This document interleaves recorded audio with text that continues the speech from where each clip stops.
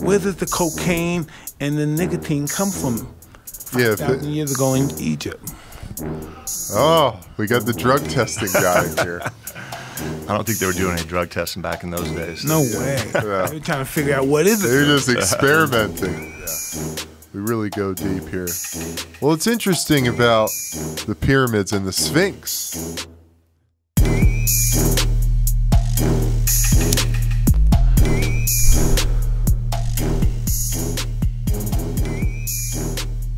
Hey everybody, welcome to another episode of Hotboxin. I'm Eben Britton. And I'm Mike Tyson. We got a great guest today, Mike. Big time. We're getting great guests. The better, the better. They come better. We just get the best people in here, man. We've got Jeff Novitskiy, a.k.a. the Golden Snitch. Oh, no, that's not a golden snitch. He's a discoverer of people that's doing devilish and wicked things. Ooh. People that are hurting people physically. I like that interpretation, Yeah. dude. Well, Jeff, it's great to have you, man. Yeah, thanks for having me, guys. Great Man, to I have you appreciate here. it. It's an honor. It's an honor to be here with you, Jeff, Mike. this is explain your situation to the people. Who are you, Jeff? Yeah, so my current role, I'm the Vice President of Athlete Health and Performance with the UFC. My main role with the UFC is I oversee what I believe is the world's best anti-doping program in professional sports. And I base that not off of opinion, but off of experience. Before I came to the UFC, I was a federal agent in the United States for about 23 years, and about halfway through my career, ran into an investigation called Balco Laboratories, and it turned out to be one of the highest profile performance-enhancing drug distribution cases really in the world. And so thereafter, I kind of became that point person where anybody, not only in the U.S., but really worldwide, anytime you saw somebody investigating something that came across steroids or growth hormones or things in sports, inevitably they'd call me up and just ask for advice on how I worked my case. So really the last 12, 13 years of my career, I mean, I talked to agents in the United States and Spain and France and Australia. Anytime anybody came across something, they'd usually pick up the phone to call me to get my advice on what they were seeing and potentially how to work it. So former athlete myself, I mean, I was just fascinated by it, fascinated by what these drugs can do, fascinated by the temptations that these athletes felt to do it. And there's a lot of temptations out there. Listen, man. I don't even blame the athletes. You know, I can't blame them. You know what this is going to give? It's going to give you your dreams. This is going to give you your dreams. I'll put you so close to your dreams, you're going to get them. You're going to touch them. It's just, it's hard to even say no, because this is what, and this is the truth. If an athlete, very few athletes that could say, I just want to see if I'm better than him. It's clean. I just want to see if I'm better than him. Man for man, can I beat him? You know, we want to believe that, but I can make sure I'm better if I take this, though. I guarantee me to be better. You know, it's tough for us because some of us don't like to touch who we really are. We're really winners or losers. Sometimes we doubt who we are, even though we are that great energy. We doubt it sometimes. So it could be like it's easier to say this. Take this. This would be easier. Yeah. And make me better. Yeah. But then you find people that you say, I won't take it. I think I'm the best in the world. There's no one could beat me. I'm going to fight them without it. So, Jeff, you really focused, or at least, you know, much of your career has been focused on performance-enhancing drugs. Correct. And yeah, I mean, I absolutely 100% agree with Mike, and a lot of people are surprised with that. You know, people ask me like, oh, all these athletes must think that, you know, you hate them, they're wrong. I'm exactly in Mike's camp. I completely got why they made that decision. And, you know, if I'm in my early 20s and I'm a professional baseball player in the late 90s and I see what's going on in baseball and I'm coming up from the minor leagues into that major league clubhouse and it's my dream to play in the major leagues. And I realized very quickly that unless I get on this program, my time here is limited. And the reward for having a great season, millions of dollars. You come from, you know, that type of background. It completely changes your life, your family's life. Man, who is not going to make that? You know, it would be the rare person that would not choose to go. And it's abundance of money and everything out here, and there's enough money for everybody to have over and over again, and still we don't have it. And you think I won't take that chance? Yeah, man. Oh, 100%. I remember playing in the NFL, you know, making it to the league. And then, you know, performance-enhancing drugs in the NFL are I didn't see many guys taking them. I think the policy in the league is strict enough at least to catch the common ones. There might be some guys doing HGH or some undetectable stuff. Maybe you can talk a little bit, speak to that about, what is detectable and what isn't. But, for me, it was like some of these guys I looked up to my whole life as a young player, doing everything clean. Coming into the league, now I'm being taken by a veteran into the training room to get a shot of Toradol before the game. Yeah. Because that's just the way it's done. Yeah. Come get this shot. You'll feel like $1 million. 100%. You'll feel like you can run through a wall. One thing I notice it's very evident with the NFL is that, and I see this and I've talked to athletes, there's constantly a risk-reward calculation going on in their heads. The rewards are obvious. There's no doubt about it. Anybody who says steroids, growth hormone doesn't really work is full of shit. They don't know what they're talking about. It works as good as you can imagine it working. So, play that off what the penalty is in the NFL. For a first time now in the NFL, it's a 4-game suspension. So you're missing a quarter of the year. So the first suspension, 4 games. What is it after that? I mean, I should know, but Maybe doubled, maybe 8, or maybe a season. But eventually they're going to make a chemical that's going to camouflage it.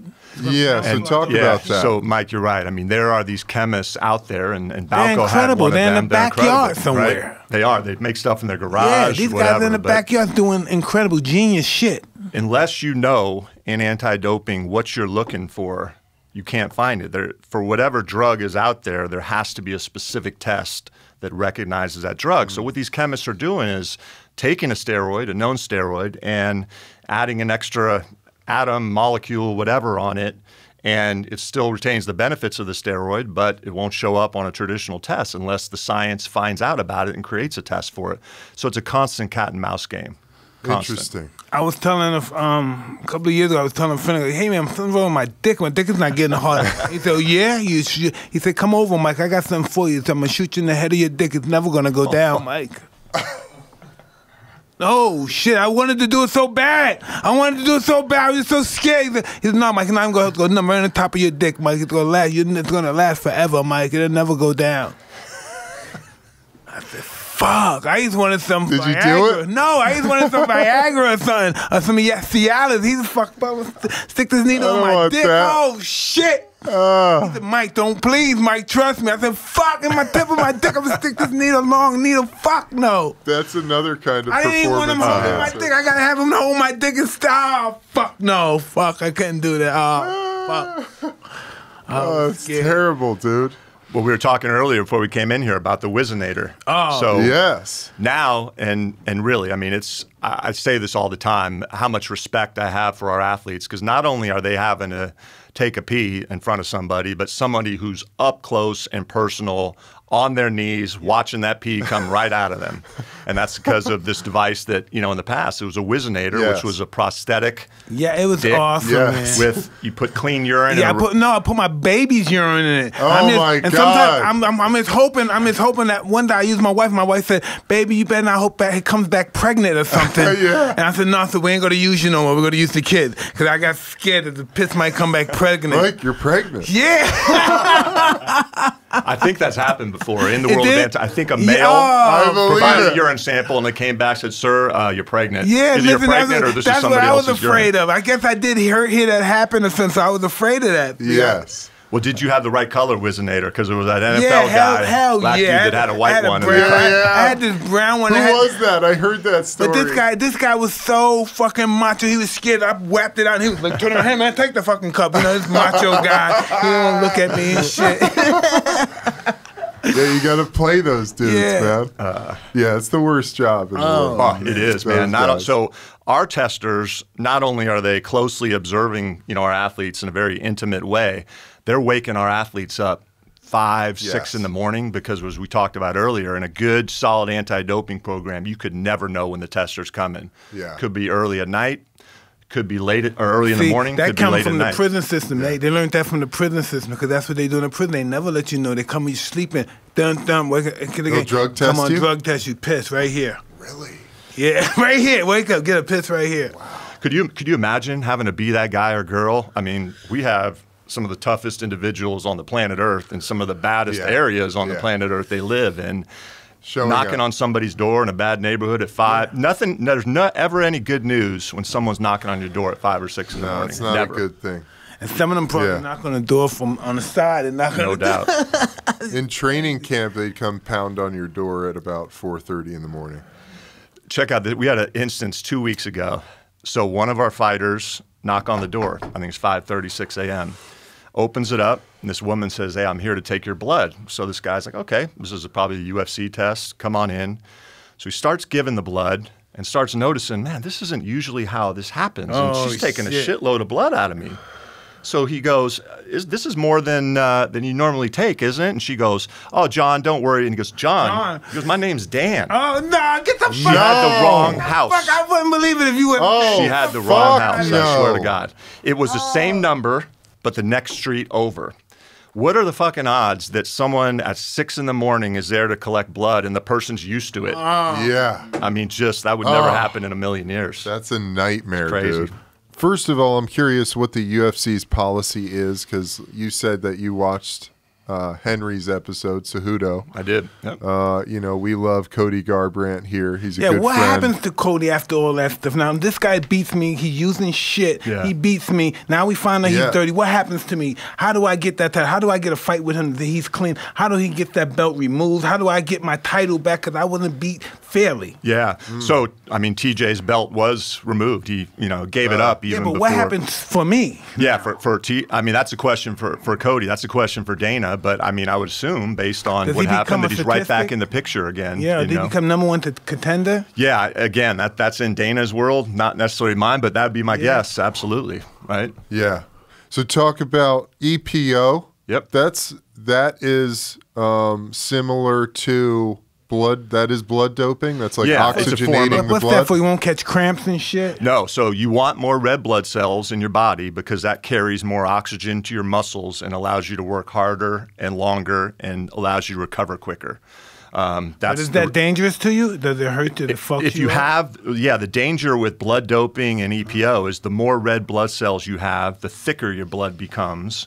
And if you have any type of blockage in your body, in a vein or whatever, those red blood cells can block it up quick. I'll give you a great example of this. So in professional cycling, EPO kind of came on the scene in the late 80s. And what these cyclists were realizing was, holy shit, like I'll prick myself with a needle and the blood barely even comes out because it's so thick. So they would set alarms for 3 in the morning, have a tall glass of water next to the red, wake up, chug the water and get on the floor and do, 30 or 40 push-ups in order to keep their blood circulating for fear of my blood's becoming so thick it's going to clog up.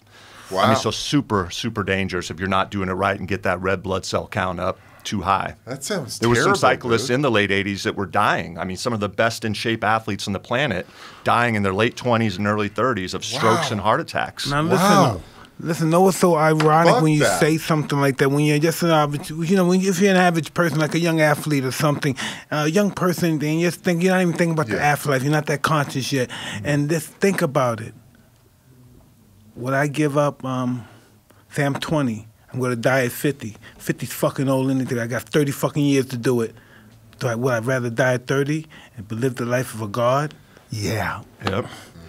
There's a famous poll they take every 4 years at the Olympics, and they ask Olympic athletes. Where I came from? Glory, I want glory. I don't even want the money. Just give me some glory. Other than just being fucking abnormal, just a normal motherfucker in the hood. Just give me glory. You don't even have to give me money. Just give me somebody know my name and pat me on my back. Yeah. Yeah.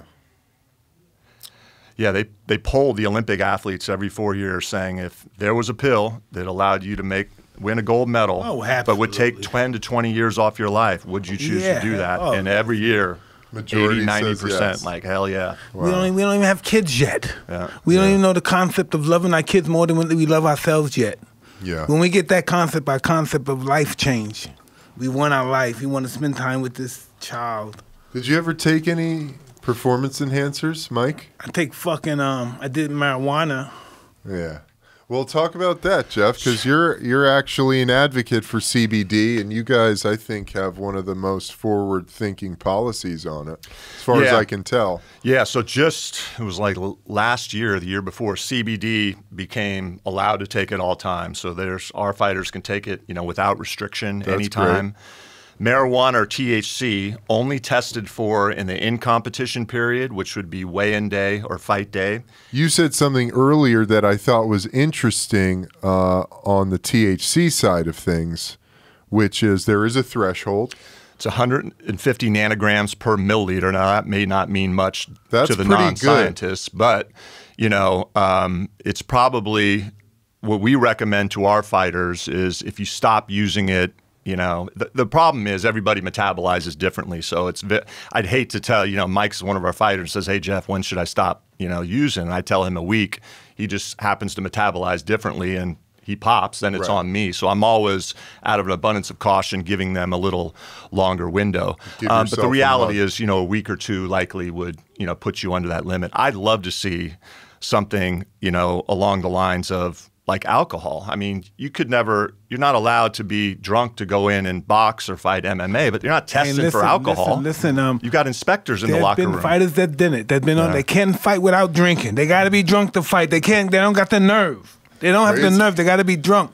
Yeah. World champion. They got to be drunk. Can't do this shit, nigga, without no motherfucking alcohol. I'm my right-handed guard. Yeah. I've seen guys take shots of alcohol. Frankie Randall, world champion, beat Chavez. First guy to beat Chavez. Chavez had a record like 89-0. The first guy to beat an alcoholic. Wow. So while we have a threshold, and this is an interesting story, I found this out yesterday, and connection here to Mike. So while we have this threshold, so you can have some in your system, it just can't be over an amount. Some states where we go, the athletic commissions have rules where you can have none. And you know whose state still has a no tolerance rule? No. Where did you test positive for marijuana? What Detroit. State? Michigan. Really? We still go to Michigan, and they don't allow 1 ounce or iota of THC or marijuana, which is fucking ridiculous. You could smoke a joint a month before the fight and still have some in your system. They do that because they want to collect the money. It's all financial. Yeah, I don't know. Maybe a little of that. It may just them trying to, impose their moral issues They're very on. Intelligent. They're not ignorant people. There's no place in an anti-doping program. In an anti-doping program, you're trying to create a fair and level playing field. What difference does it make if somebody, smokes something a month out? What difference, in my opinion, does it make if someone's nervous and can't sleep the night before a competition? Yes, that happened uses to me. Some marijuana to just relax himself and sleep. I couldn't get the guy got me nervous. He's really big and shit, and he got me nervous. That's not giving you an advantage the next night when you're going to fight. It's just it should be debilitating, if anything, So fighters are they tested the day of the fight? So they can be tested the day of the fight, the night of the fight, the day. But they can be tested any time. It's okay. They normally test you like a week before you fight. They do the AIDS test and all that stuff. Normally a week before the fight. Yeah, that's for the commission for medical purposes to make sure hepatitis, AIDS, those types of things. For our testing, the anti-doping testing, are the UFC fighters subject to a test 365 days a year, 24 hours a day. They never know. I used to always be afraid to take the AIDS test too. You do that before every test, or before every fight? You do an AIDS test? Hell yeah. And listen, so next thing, right, I'm at a fight, and so Tommy the Duke Morrison is about to fight. He's the main event. And then a doctor who's a friend of mine come in and say, nah, he's not fighting tonight, and I don't think he's ever going to fight again. And I'm saying, like, wow, he must really be hurt or something, right? But they said, no, Mike, you'll find out. He didn't want to tell me right there. He said, no, we're going to find out. But he already knew, and he found the guy had HIV. And they canceled this fight, the main event. Wow. And I'm like, fuck, if he got it, I know he don't get more pussy than me and don't do shit that I do. I'm like, fuck, I'm dead. I'm dead. Fuck. Oh, shit. Dude. That's crazy, Mike. Fuck, man. Jeff, we have fun here, man. This is awesome. We have fun. I love it. But you said something interesting earlier as well about how THC, the concern is that maybe having THC in your system during the fight could help you endure more damage. That's at least the theory. I mean, I don't know whether there's weight to that because, I mean, I'm not a fighter, so I wouldn't know. Yeah. What do you think? Listen, I know this, right? This is what I know. I know if three of us all had altercations with one another, and we put some liquor in this room, we'd kill each other. You know, and I know if we all had altercation and we started smoking some weed, we'd all start taking selfies with one another and shit, right? I said, man, fuck that shit. I love you, man. That shit was bullshit. That time. You know, and I used to know that because I've been in that situation. I saw what the effects of both of them do, and that's all I know from that perspective.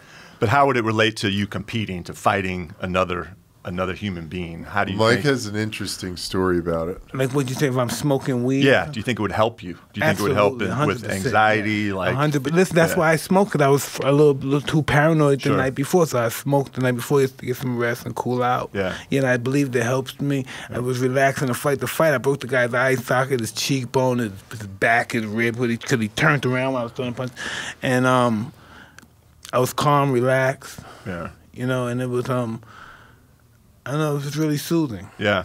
Really I mean, that's the same story I get from our fighters, absolutely. But I just, and it's interesting because I've had talks with the Nevada State Athletic Commission, Bob Bennett, who's their executive director. He's just like me, former federal agent. And, you know, I think they've had some preliminary discussions about, hey, why don't we just get rid of marijuana to be tested altogether? I mean, it's legal in Nevada, so there's no. Because you notice this is when it's really bad. Listen, this is when it gets bad. Listen, when it comes to drug tests, you know, what I mean, we can all beat cocaine. We can all beat cocaine drug testing. You have to stay away from it for 3 days or so. We could beat that, right? But for weed, we got 45 days. Yeah. We got to wait 45 days in our system. And I think it stays in our system because it belongs there. Weed comes out, cocaine comes out because it doesn't belong there. Our body's trying to get rid of it. You know? Yeah. That's interesting. Interesting theory, dude. Yeah. No, that's real talk. We try to get rid of that Well, shit. we produce them to do different things in our bodies anyway. Endogenous cannabinoids that help us with our appetite and our sleep rhythms and our mood. This and makes pain. us hungry. We do some cocaine, nigga. We shut down. Boom. All of our senses shut down. Yeah. We don't hear nothing. We don't see nothing. It's all illusions and shit. We don't hear shit, see shit, and we on some fucking energy we don't even know about. Yeah. I don't care about nobody. I don't care about nobody. In terms of things that aren't supposed to be in your body, I think this is real hypocritical in the world of anti-doping is Xanax, Ambien, some of the opioids, we talked about this earlier, are allowed, but you can't use a little marijuana the night before a fight to sleep. I mean, that's flat out wrong. Yeah. I think. Absolutely. I mean, do you think... What's the concept? Why do we think that way? Find out why is it the greatest thinkers in that particular field? Why do they think that way? Well, you were at the FDA, I was just going to bring that up. Coming from the federal government, as it comes to those things, I think the answer is big pharma. I think the interest that big pharma has in these synthetic drugs and how much money that they make for these big pharma companies, the influence that big pharma has over lawmakers, they see marijuana as, you know, potential roadblock to their earnings potential, right? Well, listen, I think. Yeah. I've done almost every drug I can think of, you know. Instead of probably, did I do crack? I smoked crack before, it just didn't affect me. I did smoke meth before, it just didn't fuck. It wasn't my thing. It just didn't affect me, right? I didn't like it. It wasn't my stuff, right? I did the toad, right? It changed my whole perspective on life and drugs and all that shit. You know, it just changed everything I ever thought about drugs. It made me say drugs ain't shit if it's not like this. If you can't make me feel like this, then I can't use you anymore. So what do you do with a drug like that? What do you do with a drug like the toad? Why is the toad like illegal? That's the closest thing to make you have an engagement with God. Do you know in my perspective? Do you know about 5-MeO-DMT or DMT or Yep. Yeah.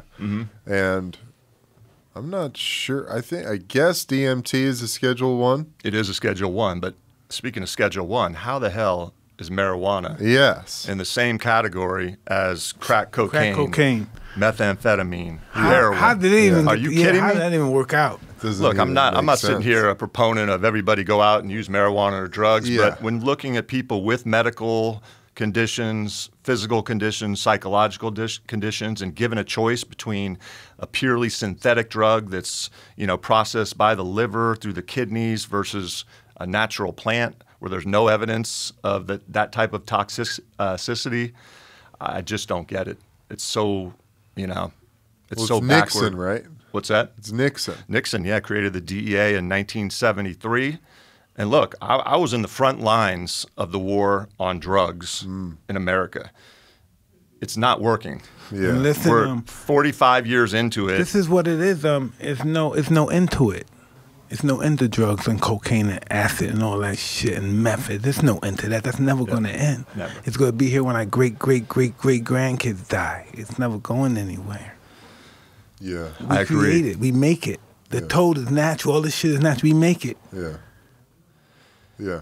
Yeah, and there's good, intelligent people that I've worked with that are working it, so it's not for lack of effort, but just the demand is too high.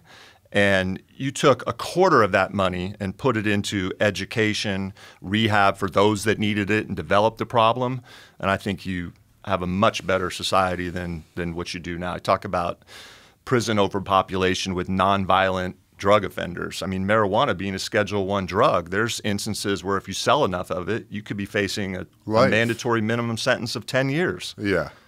Yeah. It's ridiculous. I think society is realizing that that's ridiculous, and that's why we're getting easier on the marijuana laws. I think we're getting there. I agree with you. You know, I believe it's just an overwhelming call for a change, and I think it's just going to be, it's a no-brainer and they have to give in. It's almost like when the Christians became legalized religion. It was so much they just couldn't stop it. What's his name, Constantine? He had to turn Christian. It was overcoming him. It was crushing him and his children and his children's children. They couldn't stop it, so we had to make that a religion of the country. That was in Rome? No, Constantinople. What is that? Oh, Constantine. What is that? Turkey. Originally, yeah. Yeah. Mike's a history guy too, man. Awesome. Yeah. And when you think about marijuana in a form, it's like religion. It's a form of religion, Yeah. marijuana. Absolutely. You know? There are people who actually have a religion about What it. are their names? They're not the Rastafarians, are they? Well, the Rastafarians, I think cannabis is a big part of their culture, but it's not like a centerpiece. Yeah, it's not the essence These of it. people actually, it's like a centerpiece of their culture. I told you about that tribe in Africa, the Dogon tribe, who have a yearly cannabis celebration. And they believe that this ancient alien race from the Sirius stars came down and brought cannabis to it. Sirius are the dog stars. There's two of them, A and B. Cannabis means two dogs. So they have all these cave paintings about people from the heavens coming down to the earth and giving them this plant because it will bring them peace. And so, I mean, there are people that are fucking Into it. Yeah. Well, it is that, though. You know, I think that there's an intelligence to all this plant life, you know, and somehow in our Western culture, we've convinced ourselves that we know better and that we can create something better in a lab that's safer, or at least that's become profitable. So that's the direction it's gone, you know?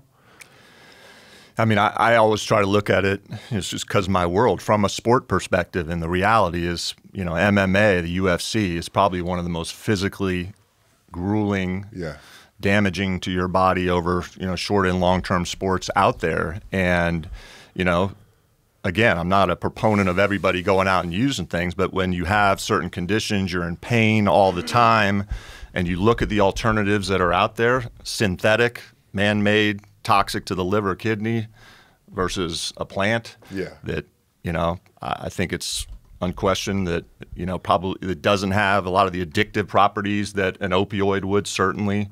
And that there's no evidence that I've ever found of toxicity. Man, it sure seems to me like. Are there it's just more a no-brainer. reasonable people like you, Jeff, in the FDA and the DEA? They have to do, but their hands are tied. Yeah, I struggle with that a lot. I mean, you're tasked to enforce the laws of this country, many of which you may not agree with. And, you know, it was tough, definitely. I guess you have to be the kind of person to take that job. Right? True. I mean, there's, like in every walk of life, there's all kinds of law enforcement agents, officers. The majority, in my opinion, with working them are really good people. There's some that aren't. In it for the right reasons, maybe? Yep. Yeah. Maybe they're just finding themselves. It's hard for me to believe, you know, since my consciousness, it's hard for me to believe in bad people now. I know that's even fucked up to think, but it's hard for me to think of people bad. They're misguided. they have wrong perceptions of what they think life is and what their happiness is. Well, perhaps. I would just challenge you on that with, there's dark and light in the world, man. Oh, no doubt about it. So maybe there are people who are gravitated towards darkness and evil. And I don't know, maybe that's just part of the balance of the universe. Well, nobody ever showed them the essence of the light. Yeah. Once you find the essence of the light, you can't run back. Yeah. It's true. Jeff, it's got to be going down in the government, man. We got to have some light in there. Oh, well, it's been awesome having you on, man. Big time. Yeah, it's been great being here, Mike. I mean, I have so much respect for you. Just, growing up in high school in the late 80s and in college, your fights were events. They were neighborhood get-togethers. Really? Celebrations. Hey, I never the Tyson looked at fight, the come guy. on That's some over. bullshit. Mike, everybody tells you that, dude. Yeah, You but created so I never much think about it like that. So in entertainment my and- own words, just here in this moment in the square ring and nobody else fucking exists. Yeah. Well, that's how you had to be, man. I'll tell you another quick story, what you did for me. So, your kids are always the last one to think you have any type of cool factor, right? And they keep you humbled, and mine certainly are like that. My middle one, Kira, who you met a couple weeks ago in Vegas. So we were driving into the office that day, and Dana's assistant calls me on the phone. So I put it on the speaker in the car, and she says, her name's Dre. She goes, "Hey, Jeff, are you in the office?" I said, "No, I'm 5 minutes out." She said, "Oh, Mike Tyson and some business partners are meeting with Dana, and they want you to come in." I'm like, "I'll be there in 5 minutes." I look over at my daughter, and her mouth is like on the floor, and she doesn't get excited about anything. She's like, "Mike Tyson?"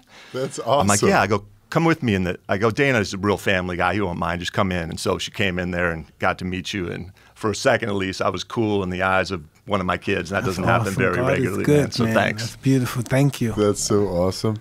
Have you ever been in contact with the NFL drug policy peeps? Yeah. So, back in the Balco days, there was some NFL players there. So, yeah, I know Adolfo Birch is the guy that kind of runs their program and good guy. Yeah. But, they have their own way of doing things and their own agenda. And, we'll go to conferences and things like that together. But I don't know how much influence, or I know I don't have any influence over what the they're NFL, doing. what they do. Do you guys share data on how many percentages of athletes getting busted? And Yeah. So I think a real important thing of any anti-doping program is transparency. And I think we have the most transparent program out there. So unlike MLB or the NFL, it's like, hey, this guy got suspended for 4 games and not saying why. Right. We release all of our data. So total number of tests, total number of positives, what the athlete tested positive for. I think that's important because trust is a big, if you don't have the trust of your athletes in a program, then I don't care how strong your program is, it falls apart because they may think in the NFL, you get a player saying, well, if Tom Brady tests positive, is he really going to be treated the same as, the 45th man on the roster who's a special teams player? And there's no way of the NFL approving that because you can't see any of these numbers or what's going on in their program. So everything we do is absolutely wide out in the open. it's great, man. Yeah, there's no trust between the league and the players in the NFL. That's what I've heard. us And those versus them. players I've talked to have told me the same. No, why can't it can never be trust because there's always someone that's being deceitful on either one side, either the player or either the corporate. The owner. Somebody's always being deceitful. Yeah. Oh man, Who's it, brother? I don't know. Sorry, I can't call. Well, Jeff, great having you, man. Yeah, great being here. But before I forget, Mark Ratner said Yes. to say hello to you. And that's my man, Mark Ratner. Listen, Mark Ratner, he ran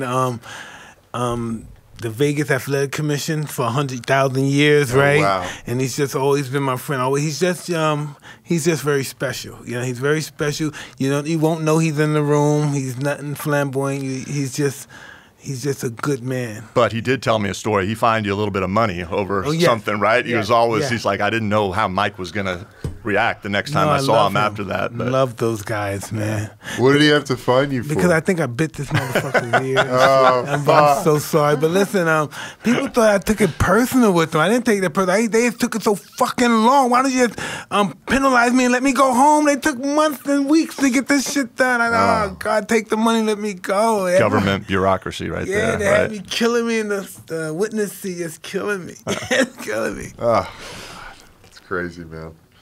from being an athlete, know what's the biggest cause for these enhancement drugs and stuff? Our pain. We're in a lot of pain and we're lonely a lot. Yeah. A lot of athletes are real lonely. Yeah, absolutely. Real lonely. Well, that's what we talked about when we talked about, you know, addiction too, man. Just because you're in pain, you feel isolated, you know. It has nothing really to do with the drugs that you're taking.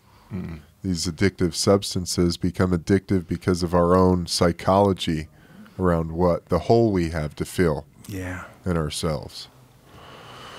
And we don't even know we have a hole. Yeah. We brought to the attention that we have a hole. We have what? We have a what?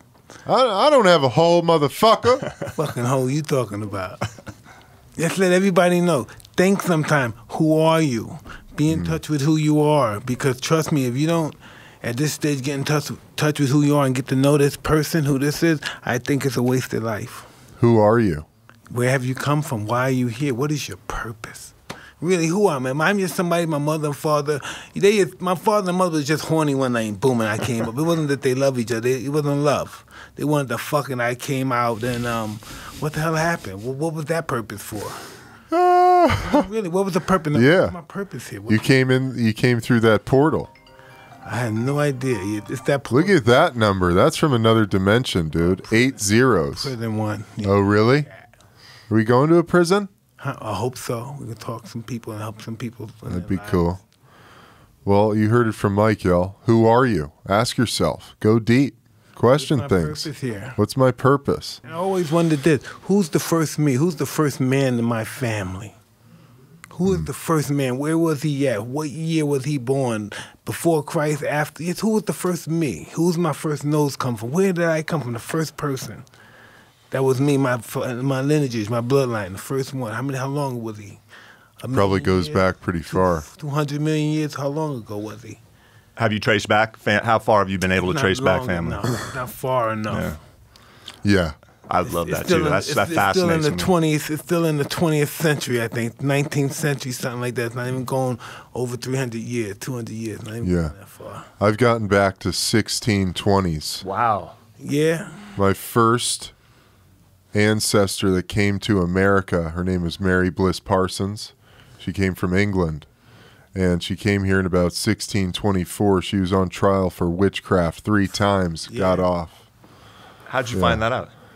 My grandmother actually, late last year, started passing me all of this family lineage stuff because I think she's like, she wants to pass it on, and I'm the guy in the family that is sort of the center, the energy center of my family. So I'm the guy who's getting this information. It's really cool. You know, it's fascinating. You know, I've always wanted the first male of my lineage, the first male of this lineage, whoever named, he probably wasn't even a black guy. He probably was white. He could have been an Asian. Who was he? The first one. You know what I mean? That turned me into this. Originally, after all those millions of years, hundreds of millions of years, I came out like this. Might have been an alien, bro. You never know who was that first person. Yeah, that first being. Only 1890, 1889, we started filming, documenting. Can you imagine that? 1890, we started physically documenting. Besides, before after writing. It's fucking interesting, dude. We should have a whole pod about it. And we still don't believe the people we see in the 20s or the 1980s. We always judging their movements. We don't know who they truly are because they're on screen. Imagine one time they have screens. One day they'll start having a screen for every inch of your life. They have your bathroom photographed. They have your kitchen. Every moment of your life you'll be photographed. Isn't it interesting about man's need or gravitation to create, like cave paintings, telling stories, before we learned or started the capability of writing? Think like cuneiform or something in like ancient Mesopotamia, or what was that other civilization, Mike? In Turkey. On Turkey. Well, yeah, Atlantis. It's a civilization that's under Turkey that's like 9,000 years old, that's older than Africa, another country under Turkey. Africa is not the oldest country in the world. There's countries under Africa and under other countries that's been here millenniums. We can't even explain who these people were. Yeah. We don't even understand the messages that they left us because we think we're so superior to them. We can't even figure out the message that they left us. Yeah. Stonehenge and all that stuff. Stonehenge? We haven't even figured that out. Are those heads on Easter Island? No, nobody knows anything. We don't know who we are. How we going to figure out something else? We don't even know who we are. Jeff, you have any thoughts on this? I was on the Great Wall of China. I was as last well. November. Oh, dude, I was up. Listen, it was took just 2 years to make. Just felt 2,000 it years. in I'm sorry, me. 2,000 years to make. It's incredible. One of the 2,000 most years incredible, to finish it. without a 2,000, doubt, I the can't most even incredible imagine. man-made thing I've ever Witnessed. been a part of in my life. It was. I took that. I left and got on a plane and flew back to Vegas. That night, I walked into my house and said, "Was I just walking on the Great Wall of China this morning? Is this a dream?" It was just really moving. Nothing's moved me like that. I did the same. I did 5 miles on the Great Wall. Wow, really? Yeah. I want to do that. I got home, called my mom and dad, and they said, "Hey, do you remember the story that your grandmother and grandfather told you about that?" I'm like, "No, what was it?" And they said, in the early 70s, they were retired and they would go on trips. They were one of the first American tour groups to go into Russia when it opened up. So they go over to China. They go on the Great Wall of China. Who's on the Great Wall with them when they're up there?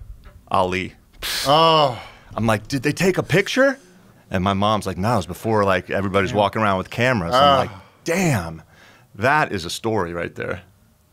that's an amazing story. When I went to Egypt, I saw the pyramids. I said, fuck. Oh, I'd like to see that. Alexander That the must be Great, incredible. Napoleon, all these guys that went here, they've been here. All the other great warriors before them and stuff that, this is the place you had to conquer. You had to conquer, the Romans, they had to conquer Egypt. That was the light at the time. Yeah, it's amazing. It's amazing. I want to go there really bad to Egypt and see that. Yeah, I'd love Rome is pretty awesome too. Rome? Colosseum, yeah. Yeah. Rome, Greece. I went, it was last year, in a period of 2 months. We were in Moscow, Russia for our first show there. So I'm in Red Square and inside the walls of the Kremlin. You can actually go in it. And then a couple of months later, I'm in Tiananmen Square. I went to see Mao. Forbidden I went City. to see Lenin. when Lenin's I was in pretty cool Russia. in Yeah, state, Lenin, huh? to see him in state. Wow. Yeah. We were reading about that going in there, and they've got people in the Russian army whose sole job is to take care of Lenin's body. So every, month or so, they bring him back underneath where the tomb Tape is, him up and stuff. work on him, put new skin on him, Tape him up. clean him up. I mean, can you imagine that job? Crazy. What an order to be a part of. Oh, right? That's crazy. They take that serious when you walk in that tomb too. Like I had my hands in my pocket, and there's soldiers there going, "Get your hands out of your pocket! Like you better be You don't respectful." want anything. When I go there too, it's like this. So I went to Lenin and Mao, same thing. So it's a big line, right? So the guards with the gun, they stop the line, they go like this. And I go in the front. They put me in the front so I could see the bodies and stuff. Then they let me out and stuff. And I'm like, wow, that's pretty cool. It's moving. I mean, yeah, it's keep moving. Don't stop. Just keep it moving. It's looking at Mao. They look like fake skin and everything. Everything looks fake on them. Look like rubber. How would you feel about that? About lying in state for me? forever? Yeah, just This is interesting. You said that. My wife and I, we went to Egypt, so we went to the museum and we saw the mummies laying in Thutmose III and all these guys. They got gold slippers on. Yeah. You know, like the thongs we wear. Like, Ornate. Gold. They're Yeah. gold. Yeah. So, right, we look at them, and then I'm saying to my wife, I said, with the ego that they had, they probably loved people watching them. And then my wife said, no, they didn't want people to be. That's why they put them in the temple thing, because they didn't want people to gawk over them.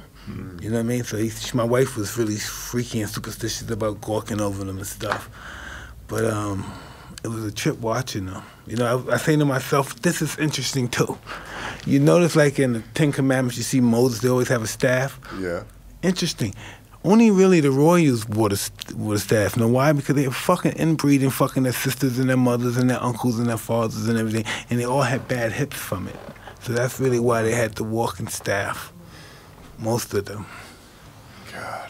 could have used some THC to ease those pains. No, I'm gonna tell you some more stuff too. So you look up cocaine dummy. They have a dummy. They cut his hair. They checked him out, and so they found that he had cocaine and nicotine in the system. And they said there was no cocaine there unless it was an alien plant, ancient plant a long time ago, and they cut it out because they must have seen what it done to you. Or maybe cocaine gave them the effect that they have an afterlife. Maybe. You know, where does the cocaine and the nicotine come from Yeah, 5,000 years ago in Egypt.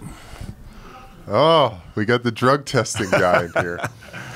I don't think they were doing any drug testing back in those days. No way. Yeah. They were trying to figure out what is it. They're just experimenting. No, that's fucking God. We got deep, man. Love it. Yeah, we really go deep here. Well, it's interesting about the pyramids and the Sphinx, and I was listening to these guys talk about how the geologists and the paleontologists disagree on the age of the Sphinx. I saw that as well. The geologists say it has to be, this rock is at least 30,000 years old. Really? They Yeah. say it was 5,000. Yes, exactly. The paleontologists say, no, it's 5,000 years old. Geologists go, no, this is 30,000 years old, this structure. Wow. And because of like the depths and the excavation that they've done, and it's just kind of mind-blowing, man. And this guy, I've told you about him before, Mike, this guy Thoth, the Egyptian god of wisdom, who is said to have come to Egypt to build the pyramids from Atlantis. He was an Atlantean priest who traveled to Egypt when Atlantis was taken over by a flood. And this is in this book, The Emerald Tablets, that he wrote. And the pyramids are above what is called the halls of Amenti, where you go to be reincarnated into the world. So it's all, I don't know, man. I mean, we don't even know why the pyramids are there. Yeah, there's people buried in them, but I mean, they had pharaohs buried 300 miles outside the city that they would take, and hide them because they didn't want people looting their tombs, because like you said, Mike, everything was gold.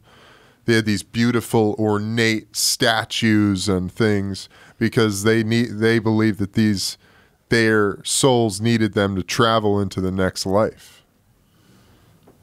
It's crazy. They're still finding. Yeah, maybe. Please continue. No, you go. Sorry, Mike. I was just saying maybe we are who we think we are. Yeah.